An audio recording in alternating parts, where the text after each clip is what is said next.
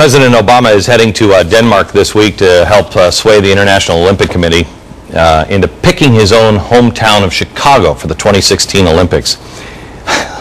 This would be great for Chicago, sure, but will it benefit anyone else?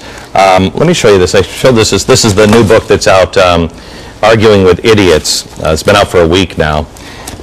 This is, if common sense, the book I wrote last summer, was the problem, this is the cure for it.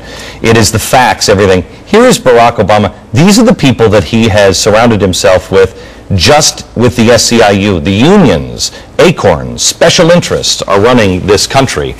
Read about it in Arguing with the Idiots. We have now Pat Caddell with us. Pat Caddell is a former senior advisor to President Carter. He's a Democrat, and a proud Democrat, not a Democrat that agrees with the crazy revolutionaries that seem to have hijacked his party. Pat, I'm trying to figure this one out. Vancouver lost, how much was it? They lost $1 billion when they had the Olympics. How is a city of Chicago and Illinois that is broke going to benefit from having the Olympics? Now in Chicago, what we're going to have is gangster politics that will make Al Capone so happy. This is the biggest outrage ever done. The President of the United States, who's found only one moment in more than 2 months to speak to the commander of his troops in Afghanistan, is going to get on a plane and fly to Denmark Friday or Thursday. He's going to go over there with Valerie Jarrett, who was last seen with the NEA, pumping up their use of, money. And Van Jones. Go over there. Van Jones, all of our people that she runs. She's the former commissioner, head of the co-chairman of this Chicago thing. Chicago, by the way, remember, they're closing the government several days a week because they cannot afford to be open.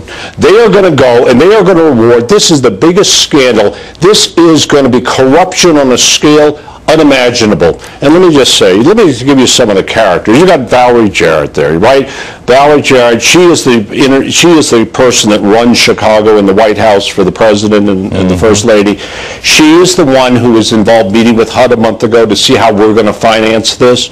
This city has no money. They have put in charge. 50% of the people in Chicago are against having these Olympics. They have voted in the city council 49-0 to have the Olympics. The Mayor Daley and his friends and the contributors, they've appointed the Alderman Eddie Burke. And let me just say, I don't want to explain it to you, it's just to tell you, it's like putting Dracula in charge of the blood bank. Okay, he's going to watch the financial stuff. Let me ask you this. Fox TV in Chicago was told they can't run a story on the negative part of the Olympics. And Valerie Jarrett, some people say she was a slumlord and she may personally benefit. I'd like to ask you that question. Can we do that next? We have Pat back? Okay, when we come back in just a second. For the first time in American history, the president is going to take Air Force One and fly across the ocean to meet with the Olympic Committee to pitch Chicago as an Olympic city. Wow, who's going to benefit? Well, he's going with his wife, President Obama, and Valerie Jarrett. Pat Caddell is here, former senior advisor to President Carter, Fox News contributor, the guy who wants to hold people accountable in Washington, get rid of the corruption. Is Valerie Jarrett, is it possible that she is going to benefit if the Olympics come to Chicago? Well, that's the word. She certainly had a lot of dealings going on in real estate. Remember, all the venues will take place only inside the city of Chicago.